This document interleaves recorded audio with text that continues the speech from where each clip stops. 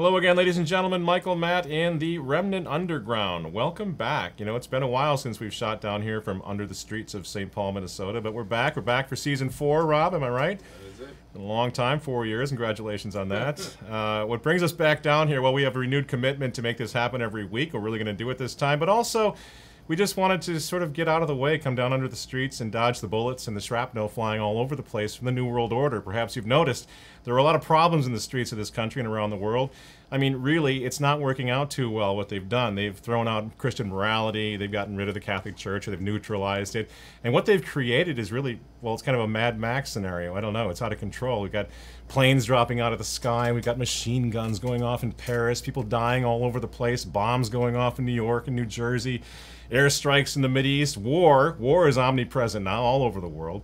I mean, really, what were they trying to prove, and what's next? Maybe a fun little nuclear attack from that nut job in Korea? Can we look forward to that? I don't know. I mean, it really is completely out of control, and I don't think I need to convince anyone of that. Even here in flyover land, we're getting into the action as well. The other night, there was a knife-wielding holy man from the Religion of Peace who hacked up 9 people in a Minnesota shopping mall, shouting something about Allah as he went along quizzing them whether or not they were Muslim or not.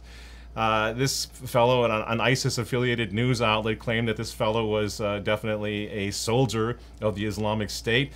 This, according to NBC News terrorism analyst Flashpoint Intelligence. So it's beneficial now that our attack here in Flyoverland at the mall was also a terrorist attack. So multiculturalism, all these open borders people, they're really doing a great job. It's good stuff. Now, I don't even necessarily blame the Muslims themselves, not first and foremost at any rate. This is 50 years of liberal politics and liberal policies at work, and that's the end of it. That's what we're seeing. They want us to blame the Muslims, of course, and get ourselves all worked up and polarized and ready to rumble. But at the end of the day, it's the social engineers and the world without border liberals who are the problems. I mean, when these people started trucking in hundreds of thousands of Muslim immigrants into our country and putting them all around the world, and all around the country, I should say, did they not anticipate that there might be something of a problem?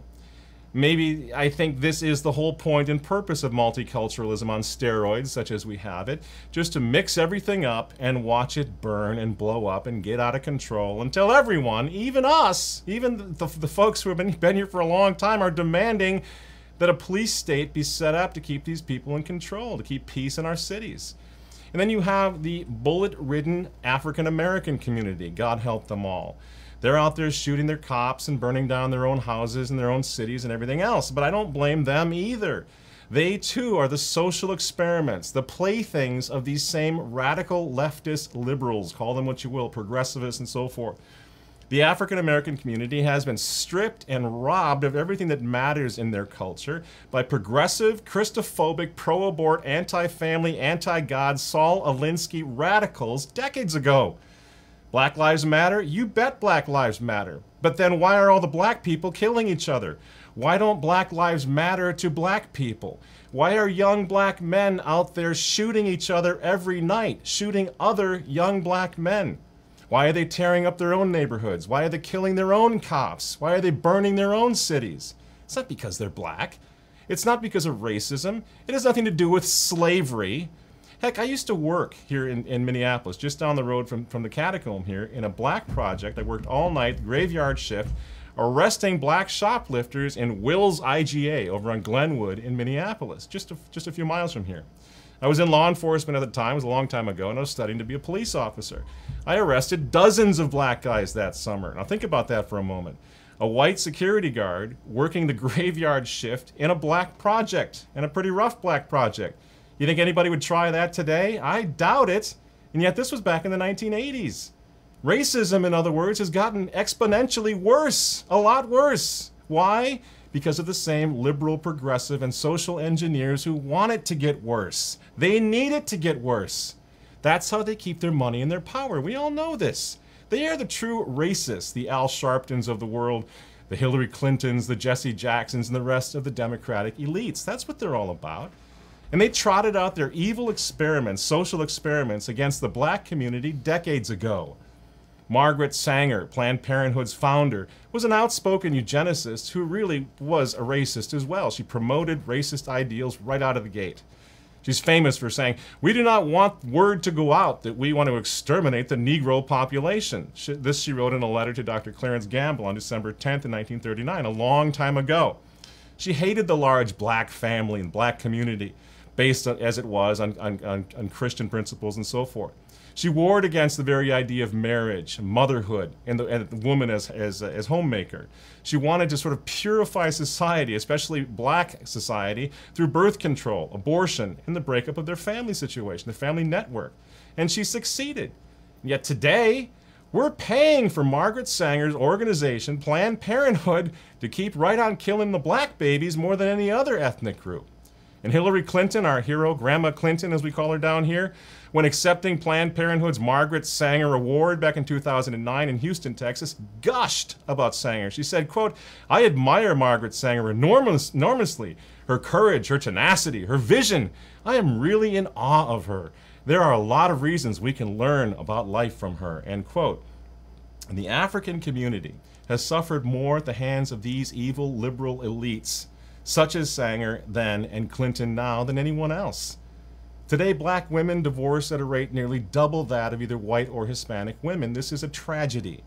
According to SpringerLink.com, the research reveals that African Americans are the least likely to marry. And when they do marry, they do so later and they spend less time married than white Americans. And they are the least likely to stay married. Again, a tragedy. Factors contributing to this, to the marital status of the African American woman, include the changing cultural trends, such as marriage not being a prerequisite for sex, the independence of women, in other words, feminism, the shift from familism to individualism, cohabitation as an increasing option. All the liberal ideas of the sexual revolution that were pushed by the feminist and liberal movement. All of these factors contribute to African Americans being much less likely, far less likely to marry and much more likely to divorce. Their family is destroyed, which is why their community is in flames, literally half the time. And this is coming to all of America. Don't deceive yourself. We haven't seen nothing yet, as they say. Wait until the ramification of legalized gay marriage begins to set in, not just in the inner cities, but all around this country. So you understand what's happening here, right? The attack on marriage, the attack on the unborn, the attack on fatherhood, the attack on the family, the nucleus of society, the separation of the Sex Act from procreation, the sexual revolution in other words, the abandonment of Christian moral teaching and morality. It was all pioneered and test-driven by these liberal elites in the African American community a long time ago. And what we're seeing happening there is going to spread. And today liberalism is literally killing that community. Respect for authority is gone. If God's laws mean nothing, then who cares about man's laws? So the police are having a heck of a time maintaining the peace in the inner city communities.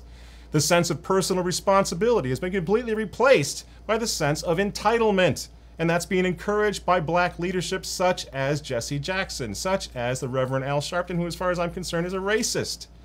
Marriage has been replaced by cohabitation, and that's just fine with them. Monogamy by rampant promiscuity. Feminism says, you don't need fathers, you don't need men. And the men in the black community got the message. Men, fathers, are disappearing from the family in those communities. And abortion, holy cow. What a force of destruction that was in the African American community. Margaret Sanger's job was well done. Abortion cheapened life to the point where it just doesn't matter there anymore. And why should it? If your mother, your aunt, your grandmother, your sister thought nothing of killing her own little baby in her own womb, killing, in other words, your potential brother, your cousin, your uncle, where in the world is a young black guy supposed to get this vaunted respect for life that we expect and anticipate that he has? He's not going to get that when mom was killing, the brothers and the sisters in her own womb. Where would he get respect for human life? It's gone. And that's why these kids are growing up like this. That's why they're killing each other. That's why they're bullying each other and beating each other up and raping and drugging themselves to death, literally committing social suicide and literal suicide. The liberal policies that made war on God, on Christian morality, on the family, even the unborn, are coming home to roost. Those chickens are coming home to roost. It's all right there. We know this. And yet none of our politicians are talking about it. Donald Trump at least got close to it, but nobody's really taking this problem seriously. No one's really looking at what happened to these people, these good people. who are now suffering more than anybody else. Don't blame the African Americans for what's happening in the inner cities. It has nothing to do with the color of their skin. It has nothing to do with their intelligence. The chaos is coming from the liberal elites, and it's going to make its way all the way out, believe me, to the suburbs and beyond, to your neighborhood and to mine.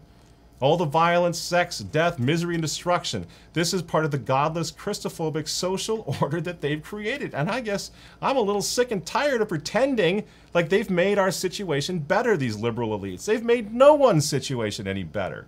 We're living in misery now in large parts of this country, and we're one of the richest countries in the world. Nice job, liberals. Way to go, progressives. Well played. Way to make a mess of the whole world, and no one is going to stop you, are they? You're just going to keep powering on. And we know what the answer is, ladies and gentlemen. The answer is Christ. The answer is that Christian morality has to be restored. The Christian family has to be restored. Family between one man and one woman has to be restored. None of these things are working. It's creating chaos. And if these things are not restored and soon, board up your windows and lock your doors, because there's no stopping it. I think we all get that sense right now. No place is safe anymore. The only answer to this chaos is the return of the Christian society and Christian morality, of course, that the liberals hate with a purple passion more than anything else.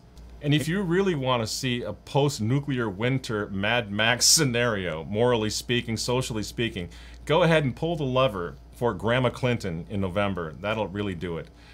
Sorry to be a little depressing, ladies and gentlemen, but my goodness, things are out of control. Say your prayers and continue to watch The Remnant Underground, where we're going to chronicle these things every week and come up with positive solutions for how we can get through this. I'm Michael Matt for The Remnant Underground. Thanks for joining me, and we'll see you then.